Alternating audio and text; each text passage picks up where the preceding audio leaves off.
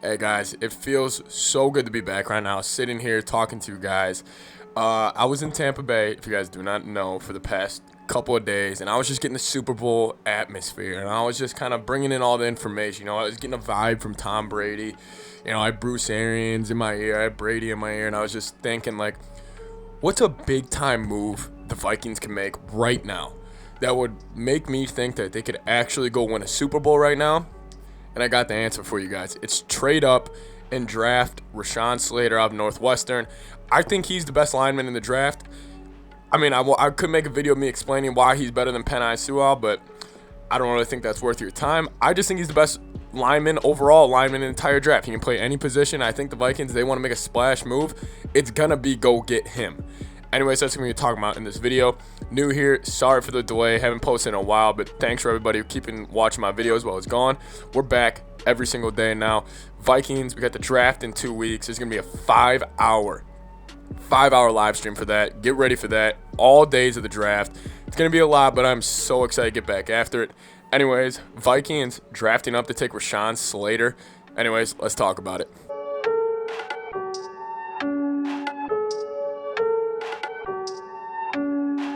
Okay, so Rashawn Slater, big boy out of Northwestern. This is the guy who, he's had a pretty complete career at Northwestern. He really shut down Chase Young when he was there at Ohio State, and that kind of really put him on the map. He was already kind of on draft boards, but I think after that game, that's really kind of when he kind of took his next step into people were like, okay, this guy's legit. He's a legit pro prospect. And the thing about Slater that I think people don't understand is, how everybody's saying, like, Trevor Lawrence is a for sure hit. Oh, Jamar Chase is a for sure wide receiver hit. Micah Parsons is the for sure linebacker hit. Kyle Pitts, everybody's like, Kyle Pitts, there's not a chance he can be a bust. That's how I feel about Rashawn Slater. This guy has worked his ass off since his freshman year of college. He plays with a chip on his shoulder. He's tenacious. He's a big dude. He's mobile. If I had to craft an offensive lineman, I would literally just say, hey, Rashawn Slater, everything you do, intangibles, body, put it here. And I think the Vikings need to go get him. Oh, you guys, most likely the Vikings will need to trade up for this. And the thought I had going into the trade would probably be our first round pick and probably our second and third from next year. If we're going to need to move up to the 5 to 7 slot, which either means trading with the Bengals, Dolphins, or Lions, or potentially the Panthers at 8. Because I don't think we could trade up to Atlanta at 4, because I think we're going to need to give 2 first-round picks, because I think teams are going to be trying to go get Trey Lance at number 4, but at that number 5 with Cincy, probably a second and a third. Even Detroit, I know in the division trading is really weird at 7, but Detroit's looking for a rebuild. Maybe they want some more picks, and they would move back to 14, get a second and a third. But honestly, even if it comes down to giving up this pick and a first next year, and that's the trade that Spielman pulls off, I would not even be upset about that. And pretty much here's why. Because, listen, I know the Vikings, I know there's a lot of like mock drafts that have them taking an edge at 14 and kind of sitting back. I really have started to disagree with that. And I think the edge pick at 14 would honestly be a little weird. Here's why. Listen, we're adding 3 defensive linemen, and we're adding 5 players to our front 7 that weren't there last year. And I get the D-line was terrible. It only had, or the whole defense at getting at the quarterback was terrible. Only 23 sacks. Jared Allen had almost 23 sacks by himself in 1 year. But I just really think that with Danielle Hunter coming back with a year off, Michael Pierce, he'll be eating blocks for the guys off the edge. We'll just get more free looks. Like, it's not rocket science. There's no like film I need to break down for you guys. If you guys see a big guy in the middle, and if you leave on one-on-one, he can blow up a center and get to the quarterback. And then you also bring in Dalvin Tomlinson, and he is a beast at getting into the quarterback, beast in the run game. And then you also got to keep looking at like the guys down the road. The guys that could have a breakout year. I love DJ Wonnum. He plays his ass off. He has the right mentality. I think he has a chance to be a starter in the NFL. I think he's a chance to be a starter for the Vikings. Still look at a guy. I know Ifedi had a rough year. If he comes back and he's good, stuff could happen. Obviously, I don't think he is. Actually, I don't know. Is Ifedi coming back? I really do not know. But James Lynch, too, he's a guy you got to keep your eye on. And also, we also need to acknowledge Andre Patterson. He just got promoted to assistant coach. I think he's one of the best D-line coaches in the league, if not the best D-line coach in the league. Just seeing how many good D linemen the Vikings have had since he's been here. It doesn't matter if it was developing Daniil, getting the most out of Ev, getting the most out of Jared Allen, getting the most out of, whoever, Brian Robinson, whoever it would be.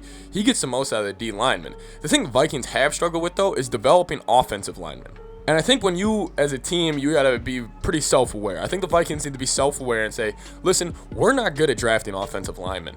We might need to give up our first-round pick and another first-round pick just to solidify a position on the offensive line. Because the only really position I can say that I feel confident in for the next couple years on that offensive line is wherever the hell Brian O'Neill's playing. I mean, right now, do you feel confident in Bradbury? No. Yes, he's shown signs, but he hasn't really consistently played well yet. Ezra Cleveland, he came onto the scene and he dominated Green Bay. I remember that game. First game starting at guard, Vikings ran all over Green Bay. I was like, man, this is it. This is where we take our next step with the O-line. He kind of regressed throughout the year. He still showed signs. I still think Ezra will be a good player. Obviously, he's playing guard. I'm not saying Ezra's going to be a bust. I would still I'll take him. He's probably our second best offensive lineman. Right now, if you want to roll out Rashad Hill at left tackle and Dozier at left guard, that's not going to go well. That's not going to go well with the fans. Like, listen to me. If that's our left side of the offensive line, call it. Like, the season won't work. That's like going into an MLB season and not having a bullpen. That's where I'm just like, I want to get this out there because I think there should be some traction over this because I've seen other teams try to trade up for offensive linemen. It's just not the Vikings. Everybody has the Vikings taking an edge or sitting back and taking a guard or maybe even a corner. I just don't get how the Vikings are going to go add another piece to the defense when they've done so much for the defense this year. Listen, you're paying your quarterback $30 million a year. You got to protect him. Cousins also, knock on wood, he hasn't, disappeared or, I'm not going to say it. He hasn't done what in a while. He plays all of his games. He doesn't just go vanishing. So, listen, you got to keep protecting him because if he goes down, who's the Vikings' backup quarterback? Sean Mannion, call it on the season, man. I'm just saying, you go get a big guy. It shows Kirk, shows we have faith in you. Go win. And it's plus, when you're trading up for a lineman, it's kind of scary sometimes. But if you're trading up to go get Rashawn Slater, I mean, I would be ecstatic. Even if we gave up 2 first. Like, if we gave up first this year and the first next year, and we got Rashawn Slater, I'd be thinking to myself, I'm just like, wow, now look at this Vikings offense. The offensive line just got a whole lot better. The tight end group's young and explosive. The wide receiver group, young, explosive. And you got the vet and Thielen. The running backs, of course, we got Dalvin Cook, best running back in the NFL. CJ Ham at fullback. Kirk Cousins, in my opinion, one of the most over-criticized quarterbacks in the NFL.